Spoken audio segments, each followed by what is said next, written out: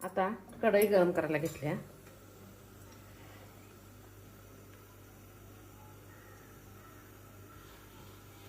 थोडंसं तेल घातलं. त्या सगळ्या भाज्या चिरून झालेल्या आहेत आपल्या.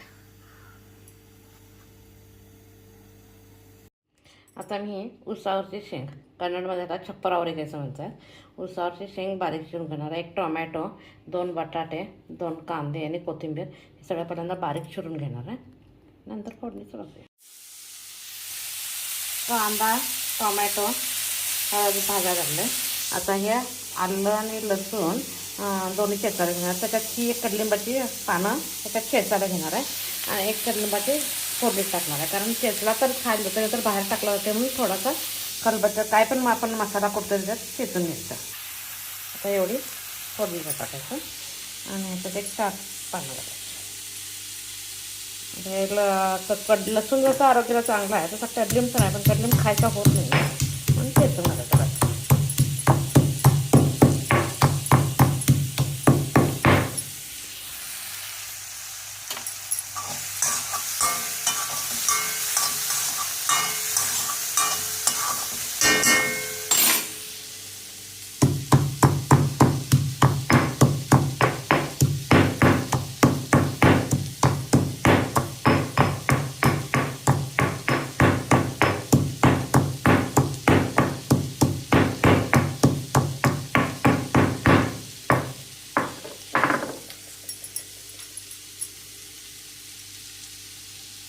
आता ताटात मग काढतात येते.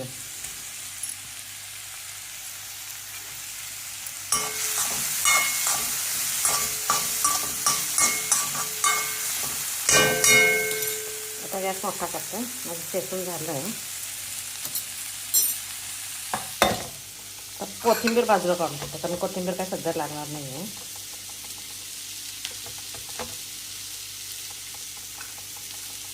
बटाटा घेते. बटाटा धुवूनच चेचा गेला. जरा बटाटा भाजायचा.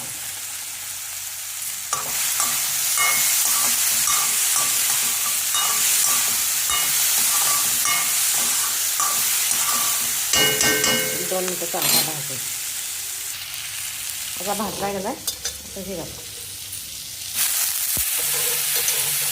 उसावरची शेंग.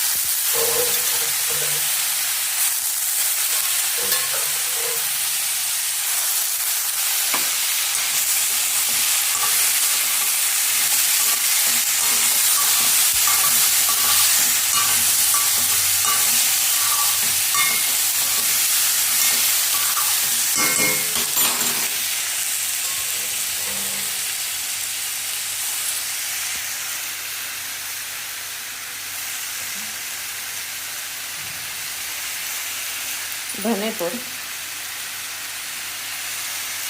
गरम मसाला,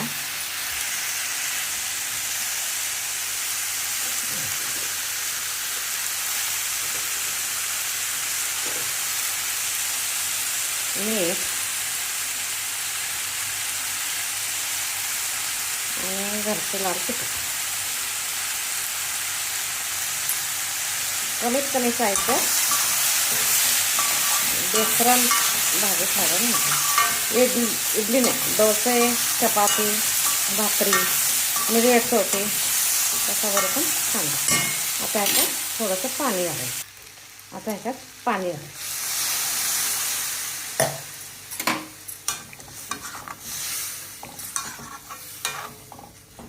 आता गॅस थोडासा मोठा करायचा. आता ही कोथिंबीर थोडी आत्ता घालायची, थोडी नंतर शिजल्यावर घालायची. आता घालायची म्हणजे शिजली तर त्याचा वास छानपैकी उतरतोय.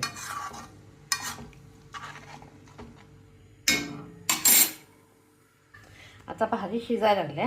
ह्याच्यात फ्रेश क्रीम आणि थोडंसं दूध घालायचं. माझी फ्रेश क्रीम आहे पण आमचं गाईचं दूध असते त्यामुळे दुधाला साय घट्ट येत नाही, पातळच असते. आम्ही गाईचं दूध वापरतो. फ्रेश क्रीम विकत आणण्यापेक्षा आपली रोजची असते ती घातली की मस्त होते. आता ह्याला एक छानपैकी उकळी येऊ द्यायची म्हणजे भाजी तयार होईल. बंद करते.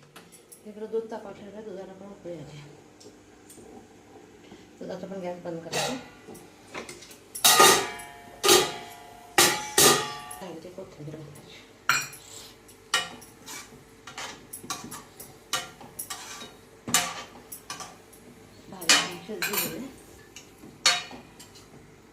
दरवेळी शेंगदाणे खोबरं घालणं गरजेचं नाही. आता इकडं दूध उकळले. पहिला दुधाचा गॅस बंद करते, नाही तर लगेच जाते.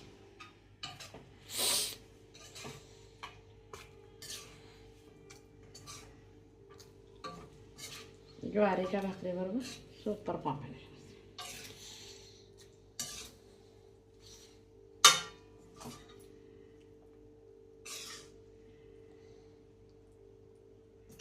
माझ्या रेसिपी आवडली तर लाईक शेअर करा.